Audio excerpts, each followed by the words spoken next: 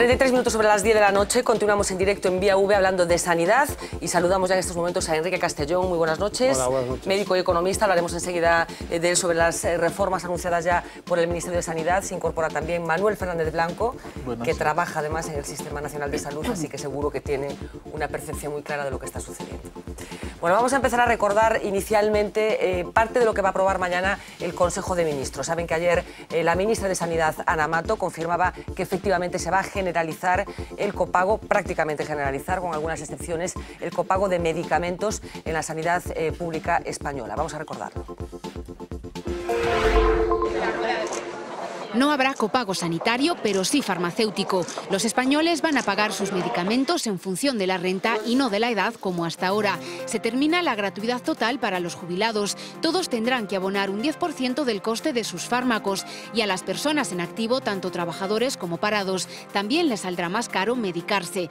Eso sí, se establecen baremos en cuanto a la renta. Los pensionistas que cobren menos de 18.000 euros al año no pagarán más de 8 euros al mes. Y para los que sí superen este umbral, el tope estará en los 18 euros. Para las personas en activo también hay condiciones. Los que no superen los 18.000 euros de ganancias seguirán abonando un 40%, pero para los que ingresen más, esta cantidad ascenderá al 50 o al 60% en función de la renta. Solo quedan exentos los jubilados con pensiones no contributivas y los parados que no reciban ayudas, a los que los medicamentos les saldrán por primera vez gratis. Nos hubiera gustado no tener que hacerla, pero también es verdad que todas estas medidas garantizan que no haya copago en sanidad. La palabra copago ha sido el calificativo que ha querido evitar la ministra, que aún así no ha podido escapar a las críticas de los consejeros que no son del PP. Que no hemos recibido ni la letra grande ni la letra pequeña de lo que ahora vamos a discutir. Es una medida que fundamentalmente hace pasar la factura de la crisis a los pensionistas, a los trabajadores con nómina.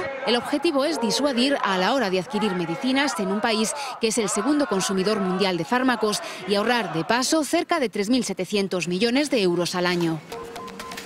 Bueno, como decía, parte de las medidas que ha tomado el Ministerio de Sanidad y que mañana serán ratificadas por el Consejo de Ministros. ¿Qué le parecen estas medidas? Bueno, por resumir mucho, yo creo que son medidas necesarias.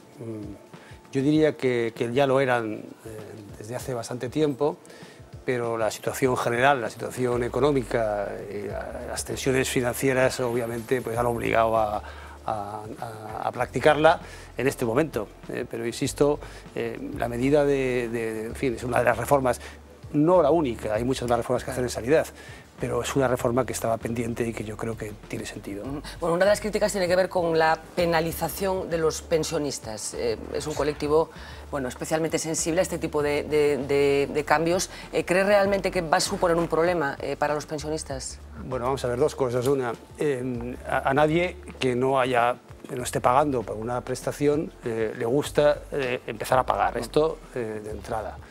Dicho esto, yo creo que la equidad general del sistema ha mejorado, porque en este momento, en fin, yo creo que se sabe, porque esa información se ha difundido, prácticamente la mitad de todo lo que se está pagando de los bolsillos privados para la factura farmacéutica la paga el 5% de las personas, que solamente son activos, y además no activos ricos, activos, normalmente trabajadores de rentas bajas. Esto es injusto.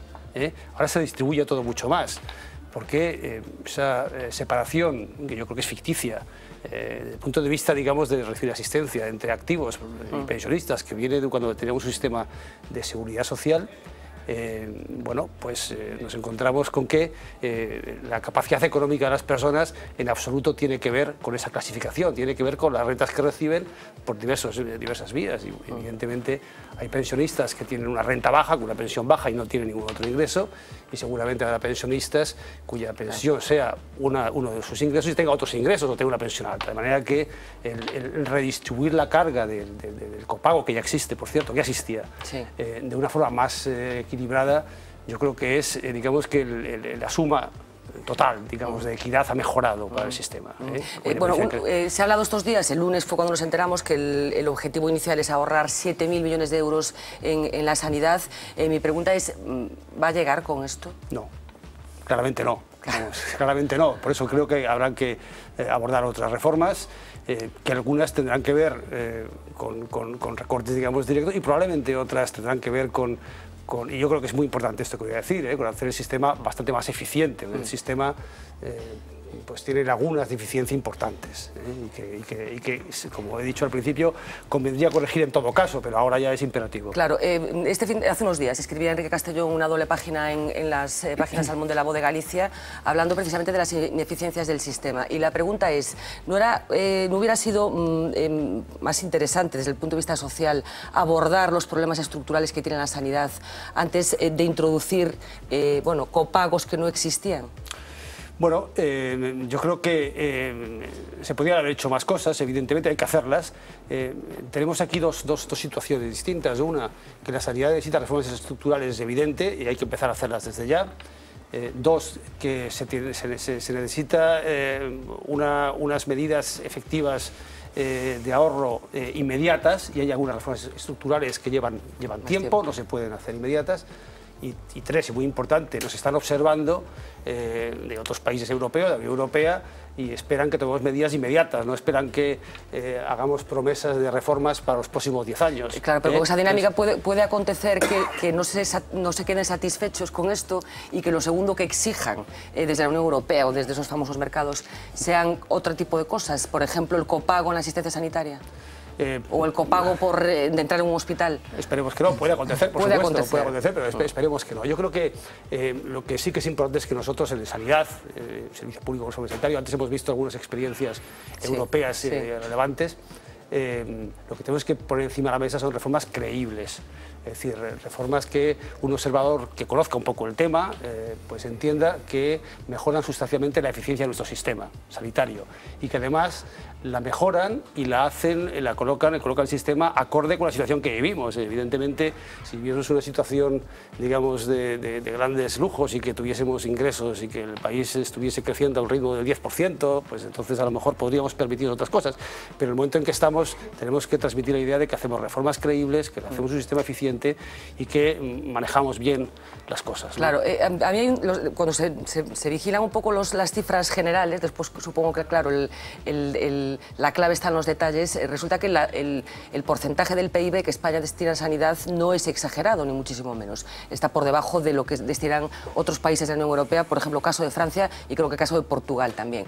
¿No es una cuestión de mala administración de los fondos, más que de los fondos que se destinan, que parece que no son tantos?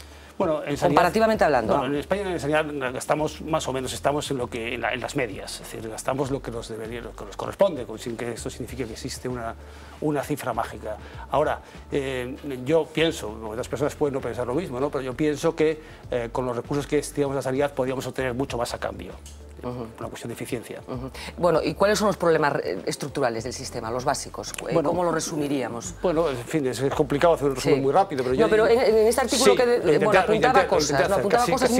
apuntaba cosas muy concretas, ¿no? Sí, no, yo creo que la sanidad española tiene muchas rigideces, tiene, yo diría que excesivo solapamiento, el tema de las transferencias está bien, pero cada comunidad ha querido montar su propio dispositivo, sin buscar el compartir dispositivos que exigen de una casuística y de más pacientes para poder ser eficientes. Creo que los profesionales tienen poca autonomía para tomar decisiones efectivas, que son realmente quienes conocen el mix de recursos que hay que emplear para dar respuesta con los recursos existentes a las necesidades de los pacientes y hacer una atención de calidad. Bueno, creo que también existe muy poca información en el sistema, de manera que unas partes puedan compararse con otras y tomar medidas. Creo que hay muy poca evaluación de tecnologías a la hora de introducir novedades. Creo que hay enorme variabilidad de práctica. Hay unos atlas disponibles, son públicos, están disponibles para todo el mundo, de cómo varía la práctica médica según zonas o según territorios, y es extraordinariamente alta esa variabilidad que no está justificada. Por tanto, se hacen en algunas áreas más cosas de las que sean necesarias, quizá en otras menos, pero lo normal es que se haga más y se abuse. Y, por ejemplo, ya que estábamos hablando del tema de farmacia, en farmacia pues evidentemente hay un grado de sobreconsumo. Claro, pero esa pregunta concreta se la quería hacer. Efectivamente, creo que decíamos que es el segundo país del mundo que más medicamentos consume. ¿Por qué? ¿Quién ha inducido a los españoles a consumir los medicamentos? Porque los españoles no decidieron ellos solos consumir medicamentos. Bueno, ¿quién nos ha inducido a este consumo brutal de medicamentos? Bien, yo creo que es verdad que no solamente que los españoles no deciden per se, no exactamente, a veces la gente ya se sabe muy bien lo que se puede consumir y va y lo reclama y lo pide, ¿no? Vivimos, yo también lo he escrito en algún momento, en una sociedad muy medicalizada. La gente tiene expectativas en los medicamentos que a veces trascienden lo que es razonable, ¿no? Pero también es verdad que eso es un experimento muy fácil de hacer, comparar el diseño de los copagos de distintos países y el consumo de medicamentos. Nosotros tenemos un diseño que ha estimulado muchísimo el consumo de medicamentos. Hoy me parece que un artículo que escribía hacía referencia a que en el momento en que una persona deja de tener que pagar por los medicamentos, al pasar de la situación de activo a la situación de pensionista, en ese mismo momento y sin que medie ninguna enfermedad nueva, el consumo se sube en un 25%. Bueno, eso significa que algo pasa, que o la gente reclama o exige, o los médicos están muy presionados y salen prescribiendo. Bueno, pueden pasar cosas, pero es evidente que están relacionadas con el diseño que tenemos del sistema de pagos. Por eso tiene sentido, no solamente por una razón de equidad, sino también por una razón de eficiencia, de utilizar bien los recursos. A fin de cuentas es importante. Habla también de las pruebas diagnósticas, del abuso de algunas pruebas diagnósticas. Sí. En concreto cita una que son las colonoscopias. Pregunto lo mismo, ¿que es un exceso de celo por parte de los profesionales o por qué? Bueno, yo diría que a veces se toman decisiones acerca de lo que puede ser bueno, y se hacen evidentemente con la mejor buena fe, pero no están contrastadas científicamente. Es decir, a veces... Y eso es lo que tendría que ser... Perdona, de los screenings también, ¿no? Sí, muchos screenings, sí. Se tendría que hacer las cosas al revés. O sea, antes de lanzarse a hacer pruebas, habría que ver si realmente eso aporta algo, añade valor a todo el proceso asistencial. Aquí se hace al revés, se hacen cosas de repente y alguien en algún momento determinado dice, pero ¿esto realmente está aportando algo? Y descubre que no lo está aportando. Entonces, y hay muchas cosas así. Por eso insistía yo en la idea de que tendría que haber una agencia independiente de evaluación de todas las nuevas tecnologías. No se puede en un sistema tensionarlo con tecnologías si no está perfectamente demostrado que en ese momento esa tecnología aporta valor a la asistencia. Y esto pasa, muchas veces no sucede. Y es muy asimétrica España en la atención sanitaria. Y si atrevería a decirme, ¿cuál es la comunidad que mejor funciona y la que peor? No me atrevo porque no lo sé, pero lo que sí que sé es que por zonas, incluso dentro de las mismas comunidades, hay enorme variabilidad. Probablemente para algunas cosas alguna comunidad lo hace mejor que otras, incluso dentro de una misma comunidad seguramente algunas áreas sanitarias atienden mejor determinados problemas que en otras. Voy a poner un ejemplo que además es de aquí de Coruña y además dos ejemplos y además que yo creo que la ciudad debería sentirse orgullosa. El uno es el manejo de la cardiopatia isquémica aguda, el infarto de miocardio, fantásticamente solucionado, mejor que en otras muchas comunidades. Otra cosa que funciona muy bien aquí es y podría funcionar mejor si hubiese más gente, atención a domicilio, una cosa fundamental. Otras comunidades probablemente y otras ciudades no tienen el privilegio de tener un buen sistema de atención a domicilio. Por lo tanto, hay muchas diferencias entre comunidades, que esto a la postre no deja de ser un problema de equidad también, claro. Pero un problema de equidad basado en una mala organización, porque si se puede organizar bien una ciudad o una comunidad o un área, ¿por qué no se puede organizar bien el resto de las áreas, ¿no? Bueno, en cualquier caso yo creo que hay cierto consenso en considerar que la sanidad española funciona muy bien, es un modelo admirado, lo comprobamos hoy aquí de gente de países tan diversos, todos coinciden en que la sanidad española es un motivo de orgullo nacional. ¿En qué cree que está fundamentado? ¿Por qué tiene tan buena fama la sanidad española? A pesar de todos estos problemas que estamos detectando. Bueno, tiene buena fama, primero porque tiene unas bases sólidas desde el punto de vista profesional, tiene buenas instalaciones, tiene buenos profesionales, muy buenos profesionales, y esencialmente es gratuita, aunque ahora estemos hablando de un problema, una circunstancia particular, pero esencialmente es gratuita. Es gratuita, la pagamos a través de nuestros impuestos. Es gratuita a la hora de acceder, lo cual es importante, ¿no? Pero como todas las cosas tienen la otra cara de la moneda, es decir, a veces el que sea gratuita, que es bueno en un sentido, puede ser malo si se abusa. Es un poco el atractivo de las cosas que no cuestan nada. Alguien antes de los invitados de algún país comentó que, me parece que el último, que se empezará a valorar una vez que la gente no valora las cosas que no cuestan. Y es verdad, hombre, estoy convencido que una sociedad cultísima, muy formada, estoy convencido de que no tendría ese sesgo de decir, bueno, esto aprovecho porque es gratis, ¿no? Pero en la sociedad normal en la que vivimos, pues a veces se abusa cuando una cosa es y no se valora. Bueno, vamos a ampliar enseguida la mesa, pero antes quería compartir con todos ustedes las declaraciones que hoy hacía para V Televisión, para Vía V, la consellera de Sanidad, Rocío Mosquera, que ayer participaba en ese Consejo Interterritorial de Salud en el que se tomaron las decisiones que mañana serán ratificadas, perdón, mañana no, hoy es jueves, sí, mañana viernes, que serán ratificadas, decía, en el Consejo de Ministros. Vamos a oírla. É o sistema probablemente tamén máis eficiente do mundo. E, desde logo, é o sistema máis eficiente de Europa. Isto, que é verdad que é un sistema terriblemente eficiente, pero ten un inconveniente, que ahora mesmo non o podemos pagar. A ver, non. Sinceramente, non. E teño que contestar así. O que aprobamos foi que os pensionistas coas rentas máis baixas ou as pensións non contributivas sigan sin aportar, pero sobre todo, en un momento tan complicado como o que estamos a vivir, os parados sin prestación, que estaban aportando 40%, tampouco aporten nada. Para eso, evidentemente, temos que recurrir a que outros aporten parte de eso que non van a aportar eles, ¿no? Entonces, por eso diferenciamos entre activos e pensionistas, precisamente para que os pensionistas non teñan que aportar a mesma cantidad que os activos, porque outra solución hubiera sido que os pensionistas tuveran que pagar o 30%, como ocurre con outros pensionistas, por exemplos de Muface. Son cantidades que eu penso que son moi asumibles para calquer pensionista. Outra cousa é que, repito, a medida non nos guste. Hai outras moitas medidas que son a medio e a longo prazo, que necesitarán unha implementación progresiva, que será tamén un pouco distinta dependendo das comunidades autónomas e da situación das comunidades autónomas, e iso é o que levará a sostenibilidade ou que garantizará a sostenibilidade e a solvencia do sistema.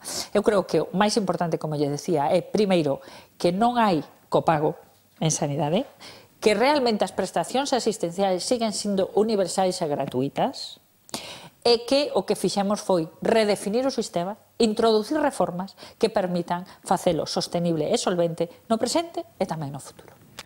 Declaraciones, decía, de la consellera de Sanidad, de Rocío Mosquera, para Vía V. Manuel, estás desbordado. Sí. Vamos a ver. En primer lugar, estoy de acuerdo que el sistema español es el más eficiente de Europa. Por una razón empírica. Nosotros gastamos el 6,5% del Producto Interior Bruto en el sistema sanitario. La media de la Unión Europea es el 7,5%, y con eso hacemos mucho más que otros países de nuestra área. ¿Qué ocurre? Que ahora se plantea una reducción de 7.000 millones, con lo cual, en vez de igualarnos en el gasto por Producto Interior Bruto, nos quedamos todavía casi un punto más por debajo. Yo temo que ocurra como con el burro del gitano, que cuando se acostumbró a no comer murió. Es decir, que este adelgazamiento no es sin efectos. Tengo que dar algunos datos porque me parecen importantes, ¿no? La esperanza de vida al nacer en estos momentos en España es de 81,8 años. Somos el tercer país del mundo en esperanza de vida, empatados con Italia, después de Suiza y Japón. Respecto a datos de la OCDE, tenemos 6,3% de empleados en el sector sanitario frente a un 10,1% de media en la OCDE. En médicos, más o menos, estamos empatados respecto de la OCDE, aunque estamos por debajo respecto de la media de la Unión Europea. En días de estancia hospitalaria, estamos en 6,9 frente a 7,2 de la OCDE. En enfermeras por 1.000 personas tenemos 4,9 frente a 8,4 de la OCDE. Gasto público per cápita, en paridad con el poder adquisitivo, 2.983 frente a 3.223 de la OCDE. Gasto en salud total del PIB, como he dicho, inferior. Sí. mayores de 65 años recibiendo cuidado prolongado, 5,1% frente al 12,2% de la OCDE. Mayores de 65 años ocupando camas hospitalarias o institucionales, 3,11% frente al 4,95% de la OCDE. Gasto público sociosanitario de larga duración, 0,65% del PIB frente al 1,39% de la OCDE. Si esto no es eficiencia, si esto no es hacer mucho más con mucho menos, yo no lo entiendo. Sí. Entonces, tenemos un sistema muy eficiente y ahora aparecen los recortes. Mención aparte me merece el tema del copago de medicamentos, porque a mí me parece que va en contra de la progresividad, aunque se defienda como tal. Progresivo y solidario sería que a nivel de impuestos generales se contribuyera más, porque así contribuyen todos. De este modo solo contribuyen los enfermos. Es un impuesto a la enfermedad.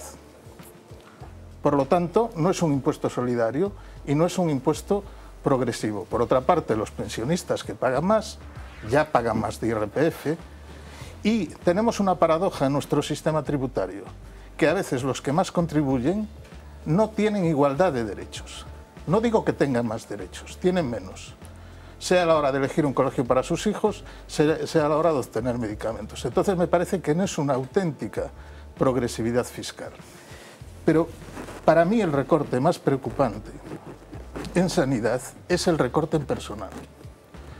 Está en marcha la pretensión de jubilación obligatoria a los 65 años de los profesionales del sistema sanitario.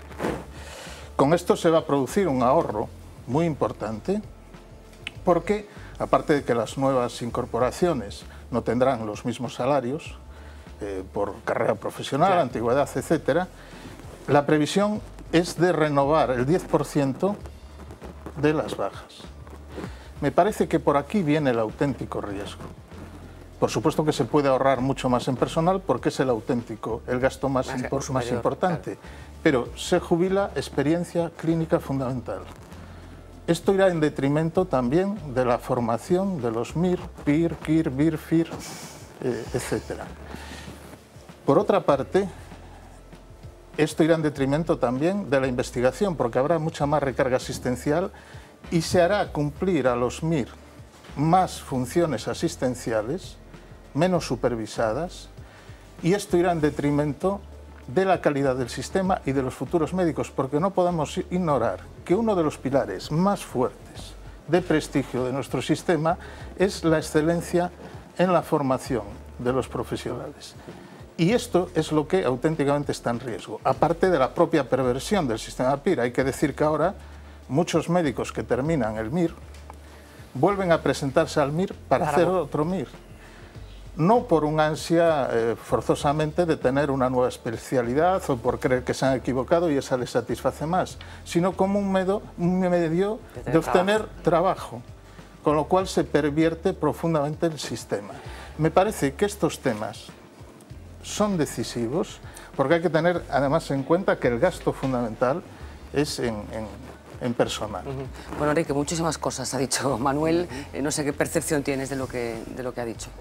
Bueno, yo creo que el problema de las medidas para medir la productividad de un sistema es complicado porque nos falta una buena medida de los resultados. Efectivamente, una medida grosera, pero no hay muchas más, es verdad, es la esperanza de vida al nacer, ¿no? Y el problema está, o la cuestión está en que la esperanza de vida al nacer, o la salud, digamos, general de la población, depende de la asistencia sanitaria, pero no solo.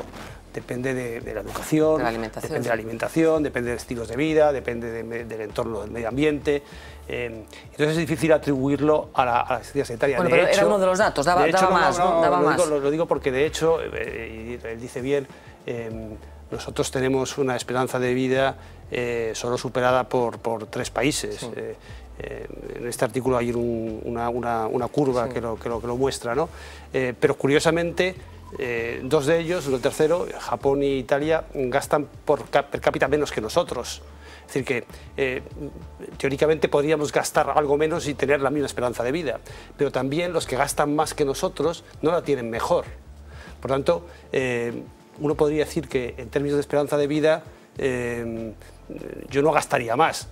¿Para qué? Si no voy a mejorarla. Probablemente yo debiera gastar más en otras cosas. A lo mejor en salud pública, en prevención.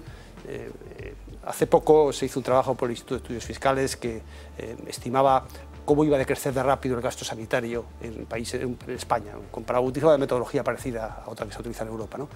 Y básicamente lo que concluía era que se nos va a disparar mucho más si no controlamos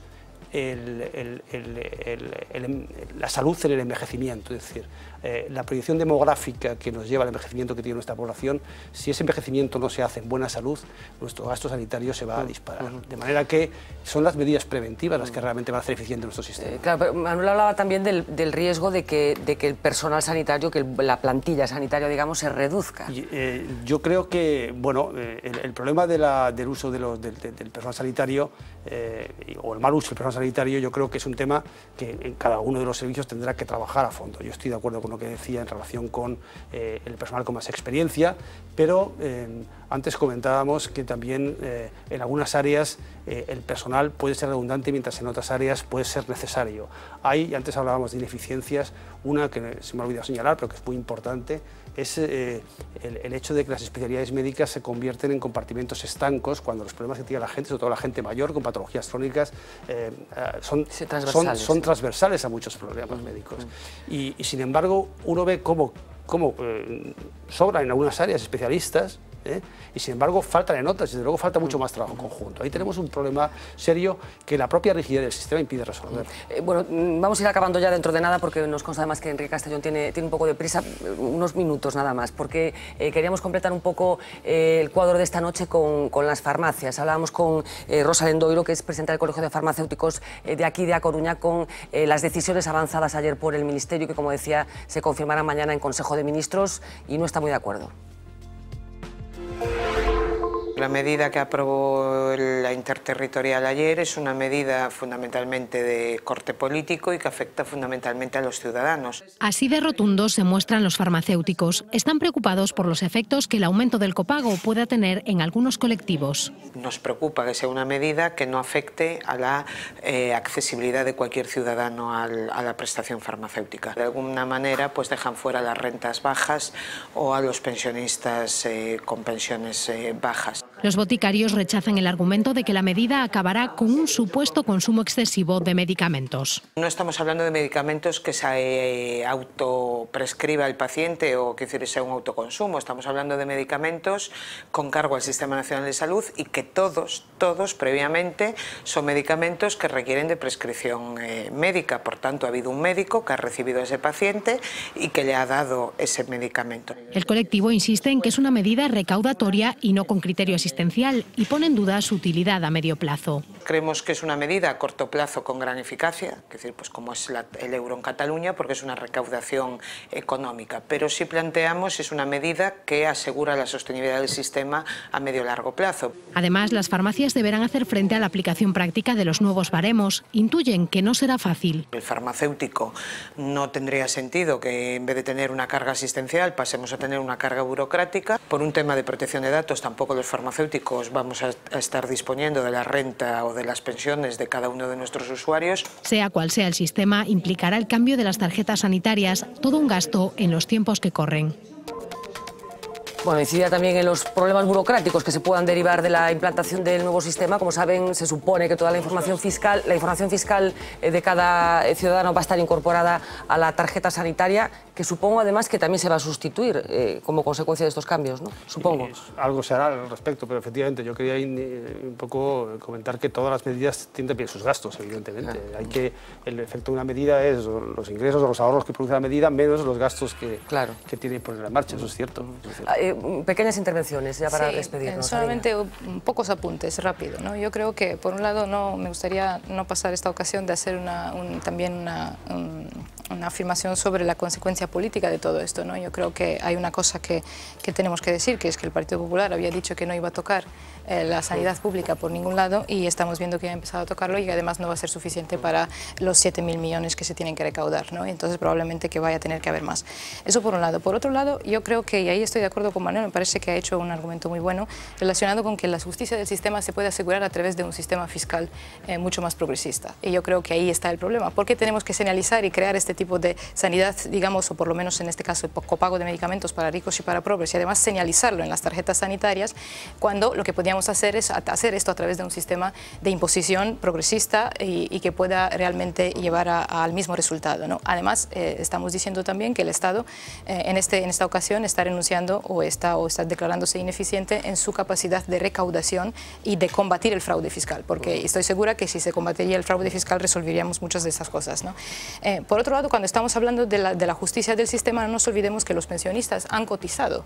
No es que ahora hay un porcentaje de población que está manteniendo a los pensionistas. Los pensionistas y cualquier persona, cualquier ciudadano de una democracia se automantiene a través de toda su vida, a través de los impuestos que pagan, ¿no? Entonces, a lo mejor lo que hay que hacer es reformar ese sistema de impuestos, ¿no? Y finalmente, yo creo que cuando se está hablando, por ejemplo, de medicamentos y del consumo de medicamentos, hay una cosa fundamental. Es cierto, y esto hay investigaciones en Estados Unidos y en otros países que muestran que una vez que una persona es pensionista, una vez que pasa cierta edad, de repente incrementa el consumo de medicamentos que no en cada ocasión está justificado por el hecho de que esté enfermo de repente, ¿no? Hay un 25%, por ejemplo, de pensionistas, muestran las investigaciones, algunas que están hechas, es verdad, en Estados Unidos, pero es donde más se hace investigación en este campo.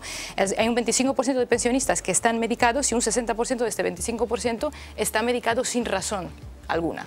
O sea, que lo que hay que cambiar a lo mejor es esta mentalidad, que hay un prejuicio sutil que empieza y que existe y que también se manifiesta en los especialistas, ¿no? En médicos, en el personal sanitario, de medicar a los pensionistas, ¿no? Podríamos hablar del origen de por qué se medican. Y además, claro, como todas estas cosas se están recetando, estamos hablando de que esto va a reducir a lo mejor el consumo excesivo de medicamentos, pero las medicinas que compramos en farmacias sin receta son muy pocas, ¿no? La mayoría que se tienen que comprar se compran con receta. Entonces, a lo mejor hay que hacer un trabajo de concienciación por parte y de rementalización del personal sanitario para que dejen de recetar tantos medicamentos, y esa es una vía mucho más sencilla y que no tenga que tocar este sistema de... Usted pedía un apunte cortito. Solamente en ese sentido, tengo experiencia en el tema de laboratorios.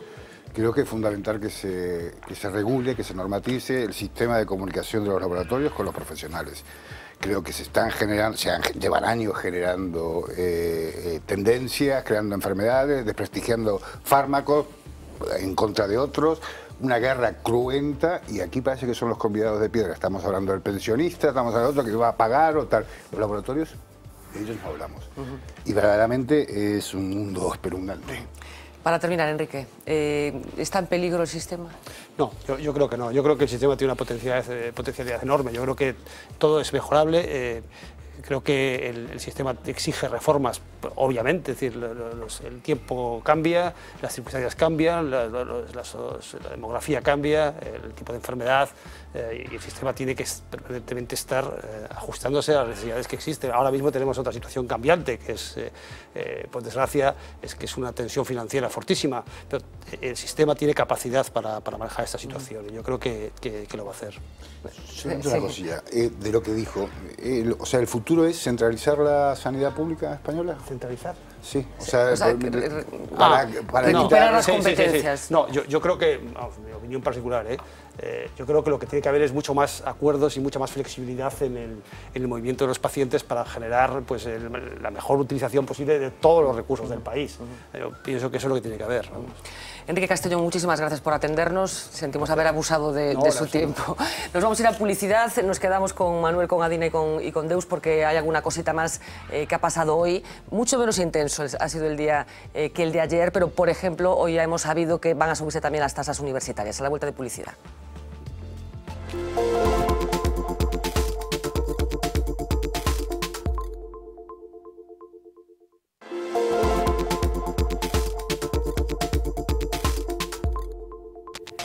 Encaramos el último tramo del Vía V de esta noche. Decía, con más recortes estaban anunciados, porque ese recorte de 7.000 millones en sanidad, recordarán que nos enteramos a través de una nota de prensa titulada de otra manera, incluía también un recorte para educación, en este caso de en torno a los 3.000 millones de euros. Hoy se trataba de hablar de educación, se convocó a los conselleiros de educación, ayer estuvo aquí el de Galicia, se convocó, decía, para comunicarles la propuesta del Gobierno central en relación con las tasas universitarias, que ya les adelanto que van a experimentar una subida notable. Vamos a escuchar el resumen. Las matrículas de las universidades subirán de precio el próximo curso, aunque este porcentaje variará si se trata o no de repetidores y de en qué comunidad nos encontremos. El Ministerio de Educación ha presentado esta tarde la horquilla de esta subida, en la que cada autonomía podrá decidir si aplica o no el tope máximo. En el caso de los universitarios de nuevo ingreso, es decir, los que se matriculan por primera vez, da igual el curso, las tasas pueden subir hasta un 25% frente al 15% actual del coste real del curso. Para los que se matriculen por segunda vez en una asignatura, este baremo oscilará entre el 30 y el 40%. Para los que lo hagan por tercera vez, sube hasta el 65-75% y por cuarta vez hasta el 100%. Esto es un esfuerzo enorme para una sociedad donde la mayor parte de las familias están pasando por una situación económica muy difícil, y entonces a los estudiantes les exigimos un mínimo de rendimiento. El nuevo modelo penaliza a los repetidores y su coste dependerá de si estudiamos una carrera experimental, más caras porque se necesitan prácticas de laboratorio, o una de humanidades. El aumento mensual se calcula en unos 60 euros de media. Con este incremento de las tasas, el Ministerio pretende liberar parte de la carga que ahora soportan las comunidades en detrimento de las familias. Pero además de esta medida, el Ministerio de Educación también ha acordado otros cambios, como incrementar las horas lectivas para los profesores que no participen en proyectos de investigación, o reducir el número de titulaciones para las carreras con menos alumnos, una decisión que dependerá también de las comunidades. Bueno, modificación de las tasas universitarias que va a empezar a aplicarse con carácter inmediato. Es cierto que esa es la propuesta del Ministerio y que después cada comunidad autónoma tendrá la prerrogativa de aplicarlas o no. Hay algunas, como es el caso del País Vasco, que ya ha dicho que no va a aplicar esta subida de las tasas universitarias. Manuel, yo no sé qué te parece, si era oportuno, necesario, si es justo. Vamos a ver, probablemente sea necesario un esfuerzo de racionalización. Todos pensamos que tal vez, por ejemplo, 3 facultades de Derecho en Galicia no tienen demasiado sentido, o que determinadas licenciaturas que tienen 6 alumnos matriculados en el primer curso y que tienen que poner primero A y primero B para que den clase todos los profesores es algo insostenible, ¿no? Entonces, evidentemente hay que introducir elementos de racionalidad. Pero creo que es absolutamente fundamental garantizar que cualquier estudiante que realmente cumpla con sus obligaciones, sea un estudiante normal, tenga posibilidades al margen de los ingresos familiares, de sus propios ingresos. Además, teniendo en cuenta que ahora no se puede compatibilizar con el Plan Bolonia trabajo y estudio tan fácilmente, porque la asistencia es obligatoria. Y esa vía está cortada. Claro, hablaba con nosotros esta tarde el rector de Santiago, que decía que cualquier modificación en la política de tasas universitarias tiene que conllevar una modificación en la política de becas, que tienen que ir juntas, ¿no? Entonces, igual hay que racionalizar, y es mucho más rentable dar una beca a un alumno de Coruña para que estudie Derecho en Santiago y que se estudie Derecho solo en Santiago, es un ejemplo. Esto, por supuesto, ¿no? Me parece que yo iría por ese tipo de medidas. Es cierto que la matrícula universitaria paga el 15% normalmente del coste de los estudios, pero me parece que el hecho de que existan 72 universidades en España, entre públicas y privadas, si se evita este efecto, que no es racional, tiene una vertiente positiva, porque para muchos alumnos tener la universidad al lado de casa es la mejor de las becas, porque los gastos mayores normalmente son... Entonces tampoco hay que demonizar absolutamente eso, porque me parece que permite una democratización del acceso a los estudios universitarios, que para mí es un valor fundamental. Deus. Yo estoy totalmente de acuerdo con Manuel, en el sentido de que yo creo que a veces se va a lo fácil. Hasta ahora lo que hemos visto en este gobierno, que se va a grandes titulares y cosas que parecen bastante obvias y que se pueda tocar. Lo que hablábamos antes de sanidad, ahora con el tema de educación, y han pasado ya varios ejemplos desde que están gobernando. Sí que es un tema a contemplar y ver que ese punto de racionalidad lo hay que meter en toda la sociedad. Pero lo que pasa es que también estamos cambiando el modelo. Es decir, ahora cuando en España no hay un estallido mayor social a causa del desempleo, que debería haberlo, en otros países lo hubiese ocurrido. ¿Por qué? Porque se sabe que hay mucha gente que está viviendo de los abuelos, que están viviendo de esas pensiones. Ahora vamos y tocamos las pensiones, porque las tocamos aisladamente. Decimos, no, esto es un factor aparte, no va a pasar nada, 8 euros. Pero no estamos viendo el global. Y lo que tú comentabas del tema universitario, es cierto, tienes que analizar si compensa tener aquí o tener una sola centralizada en Santiago, ver lo que va a ser más positivo. Y eso no se introduce. Es más fácil llegar y decir, pagan solo el 15%, les voy a aumentar. Y encima a los malos, porque ya las declaraciones a veces llegan a ser un poco insultantes, ¿no? De decir que ponerse en situación de los padres y decirle que el país va mal, muchachos, si tu padre no te obliga, yo te voy a obligar a que rindas. Y si no, te voy a quitar la beca. Claro, y lo otro con los 4 cafés, estamos hablando de cosas que no... De los 4 cafés vamos a hablar enseguida. Adina, te pido, por favor, brevedad, que todavía tenemos alguna cosita nueva que contar. Sí, yo creo que el problema fundamental en este momento es que no estamos viendo, y creo que en esta línea iba también Carlos, no estamos viendo un modelo político que realmente guíe, ¿no? Una visión de perspectiva que realmente guíe estas medidas. Estamos viendo medidas que son parches y que afectan y que al final presionan a la misma clase, que es la clase media y la clase media baja, y no estamos viendo una visión de fondo. ¿Qué va a ocurrir con esto? Al incrementar las tasas, ¿no? Este es el primer paso, obviamente, porque estamos hablando otra vez de que va a haber más recortes, no nos olvidemos. Vamos a ver, la reforma de la universidad en España yo creo que es necesaria, pero es una reforma que tiene que ir en la dirección de incrementar la eficiencia y el prestigio de las universidades en temas sobre todo de investigación, que es lo que en este momento da dinero a las universidades. La política tendría que ir en la dirección de fomentar que los profesores y los investigadores de las universidades realmente lleguen a conseguir el dinero, no solo del Estado, sino conseguir dinero de fuentes de investigación que vienen tanto de la Unión Europea como de otros organismos, como a veces incluso de las empresas privadas, ¿no? Que se puede financiar a través de esto cuando se hace investigación que es útil para la sociedad.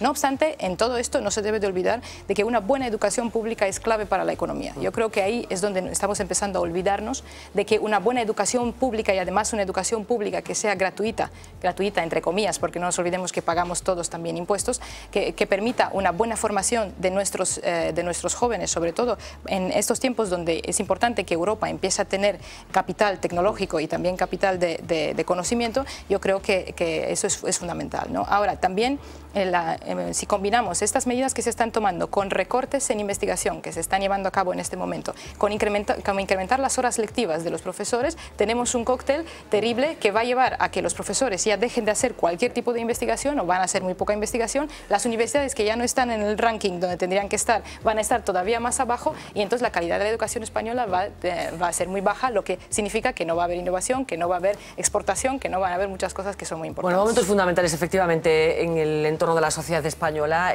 Se están tocando cosas que hasta ahora parecía que eran sagradas, que no se van a tocar nunca. Mañana decía el Consejo de Ministros en el que se van a concretar y aprobar ya definitivamente los recortes tanto en sanidad como en educación, y todavía queda por ver qué es lo que aparece publicado en el Boletín Oficial del Estado, porque alguna sorpresa nos hemos llevado ya con otras reformas anteriores, por ejemplo con la laboral, que a la hora de contarla fue de una manera que cuando se pasó a escrito era una cosa muy diferente. Era sábado. Era sábado, efectivamente. Bueno, suele ser sábado. El viernes suele ser el Consejo de Ministros, o sea que suele coincidir.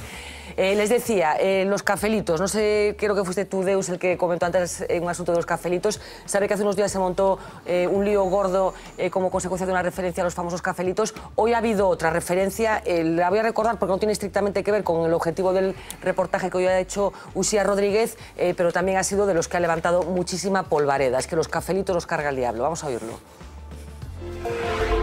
La semana pasada, el secretario de Estado de Administraciones Públicas, Antonio Beteta, volvió a abrir la caja de los truenos. Lanzó un mensaje a los funcionarios. Dijo literalmente que tenían que olvidarse ya del cafelito y de leer el periódico. A ellos no les hizo gracia. Nosotros hoy, en este día lluvioso, hemos venido a la caza del funcionario. No sé si eres funcionaria y trabajas aquí. No sé si trabajáis aquí, sois funcionarias. Sí. No sé si trabajas aquí, eres funcionaria. Sí, trabajáis aquí, sois funcionarias. Sí, pero ¿cuál es la pregunta? ¿Por qué el secretario precisamente de Administraciones Públicas hace esas declaraciones? Porque no tiene ni idea de lo que es el cuerpo de funcionarios. Venga aquí a trabajar un par de días. Que no tengo palabras para el cabreo que yo me pago el cafelito yo. Impresentable ese señor. Usted a lo largo de la mañana no sé qué descanso se toma, se va a tomar el café. Sí, he ido a tomar café allí enfrente, he ido allí enfrente a comprar el tabaco y me he venido. No creo que haya pasado media hora. 20 minutos. Más o menos. Lo que marca la ley. ¿Por qué piensas que los funcionarios tienen esa imagen? Pues pienso que nos tienen mucha envidia la gente. O sea, considero que es un privilegio, por supuesto, tener un trabajo fijo. Llevo 36 años trabajando en la administración, y cobro 1.300 euros al mes. Que vaya a la Seguridad Social y que miren mis bajas. No sé si piensas que a lo mejor es cierto que algunos funcionarios abusan un poco y por Pudiera eso... ser, como hay ciudadanos que no pagan impuestos, como hay ciudadanos que no cumplen con su trabajo en la empresa privada, seguro que sí. Pero hay mecanismos dentro de la administración para perseguir esos comportamientos. Café en mano, ¿qué le dirías a Antonio Beteta? Pues que sea más prudente y que sea un poco más riguroso y más serio. Es un cantamañanas ese caballero, es un cantamañanas que no sabe lo que dice. A mí no me afecta mucho, porque yo no tomo café a estas horas, siempre bajo y tomo una copita de aguardiente. Y leer no leo porque soy un analfabeto, como la gran parte de los funcionarios que hay en este país. Voy a aprovechar, a lo mejor aprovechamos, a lo mejor vamos a cazar un par de elefantes. ¿Ya estáis de vuelta? Sí, estamos de vuelta. Sí. ¿Cuánto tiempo tardasteis? 25 minutos. ¿Y cuánto tiempo más o menos has estado tomando el café? Ahora, como mucha gente de muchas empresas, no somos solo los funcionarios. ¿Te vas a tomar un cafecito? Sí, vale. Es el tiempo reglamentario solo, ¿Tus clientes potenciales, digamos, son funcionarios? Todos funcionarios, el 90% son funcionarios. Sí. Yo vivo de funcionarios, sí señorita. Tú, que los ves todos los días, ¿hay algunos que tardan más de esos 20 minutos, media hora? No, aquí son todo entrar y salir. Sin ese cafelito de los funcionarios, ¿tú qué tendrías que hacer? ¿Cerrar el bar? Cerrar el negocio, sí, en esta zona cerrar el negocio. ¿Cuánto tiempo tardáis en tomaros el cafecito? Los 25 que llevamos ahora. Pues yo vine a las 12:10, llevo un poquito, 20 minutos. Llevas 20 minutos. Si trabajara lo que trabajan la mayoría de los funcionarios, que a lo mejor iba mejor el país, en vez de lo que hacen los políticos. ¿Crees que hay algunos que a lo mejor sí que abusan y que de ahí viene...? Siempre pasa igual. ¿Tú conoces alguno de esos que...? Todos conocemos alguno. Y nosotros hoy no podíamos despedirnos de otra forma. En honor a Antonio Beteta y a todos los funcionarios vamos a tomarnos un cafecito.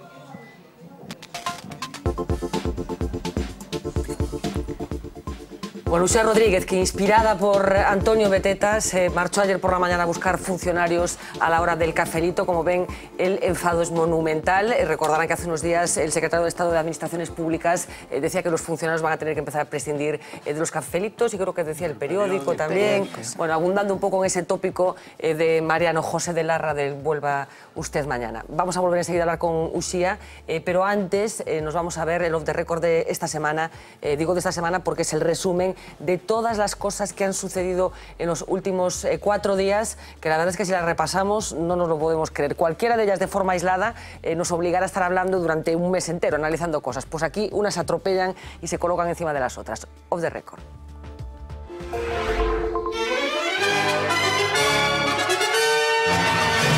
Off the record. Empezamos nuestro resumen semanal con cánticos.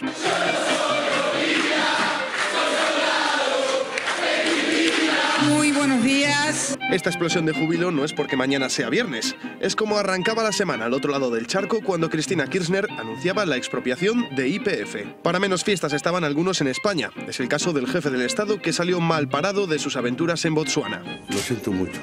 Me he equivocado y no volverá a ocurrir. Muchos pensaron mal por el hecho de que su accidente con unos escalones se produjese a altas horas de la mañana. Pero nosotros sabemos que si el rey estaba despierto a esas horas, no era por diversión. Verá, cerca del 50% de los jóvenes que no tienen trabajo, eso es una cosa que a veces me quita el sueño. En la capital gallega, Conde Roa cedía el bastón de mando que tanto le costó alcanzar. Yo presentaré hoy mi dimisión como alcalde de Santiago de Compostela. Lo hacía con una sonrisa dolorosa y un tanto forzada, como esas que ponen los candidatos a los Oscar al no saberse premiados. Y ya que hablamos de cine, en 1986 Oliver Stone recogía la estatuilla como mejor director por su película Platoon y decía esto. For the first time, you really understand what happened over there. And I think what you're saying is that it should never, ever in our lifetimes happen again. 26 años después, Estados Unidos sigue sembrando vientos y esta semana hemos visto una nueva muestra de la extraña forma de instaurar la democracia que tiene el país norteamericano. De la economía, mejor ni hablar. Algunos artistas callejeros empiezan ya a hacerlo por los ciudadanos.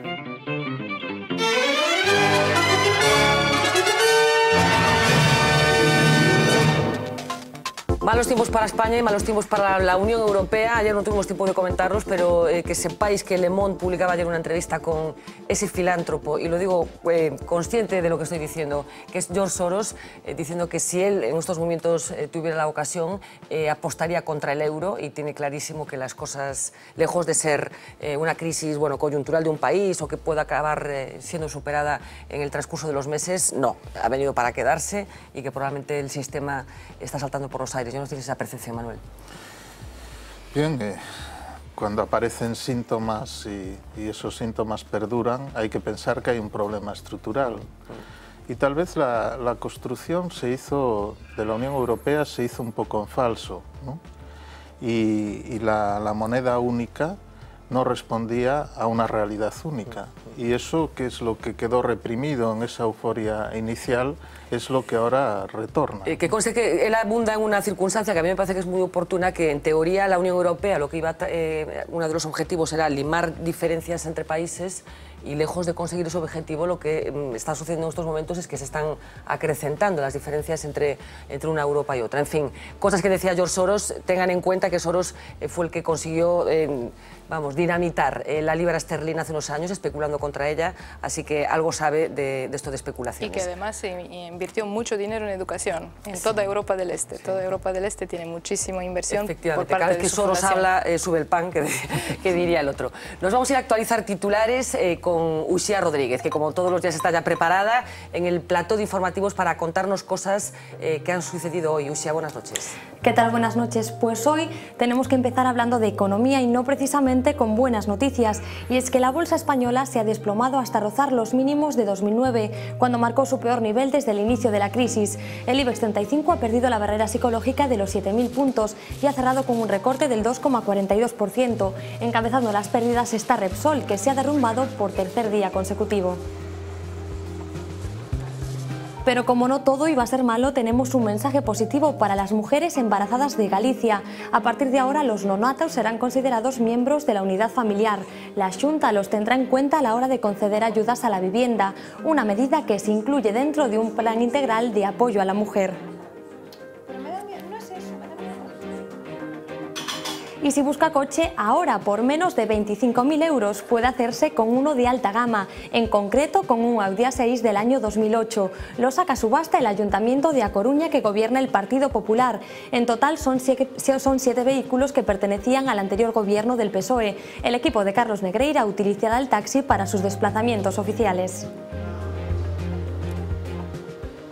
Y España restablecerá los controles fronterizos con Francia durante la cumbre del Banco Central Europeo en Barcelona. La reunión se celebrará el próximo 3 de mayo, aunque todavía no se ha decidido cuántos días estará suspendido el Tratado de Schengen. El Ministerio del Interior, triplicará el número de agentes en la ciudad condal. Temen que se produzcan incidentes en la celebración de esta cumbre. Y el Centro Dramático Galego tiene ya nuevo director, que resulta ser un viejo conocido. Manuel Guede regresa al cargo que ya había ocupado durante 13 años. El actor y dramaturgo ourensano ha asegurado durante su presentación que quiere convertir a la institución en una república independiente y en la casa de los mejores. Y hoy nos despedimos con una oferta de trabajo muy especial. El anuncio dice literalmente: buscamos jóvenes en paro de entre 25 y 35 años para ver cómo crece la hierba. El salario es de 2.000 euros al mes. Parece una broma, pero es una oferta real publicada en Infojobs. La lanza una compañía dedicada a la maquinaria de jardinería. Así pretenden promocionar un nuevo cortacésped inteligente. El plazo permanecerá abierto hasta el 30 de abril, así que ya saben, si están interesados, todavía tienen tiempo.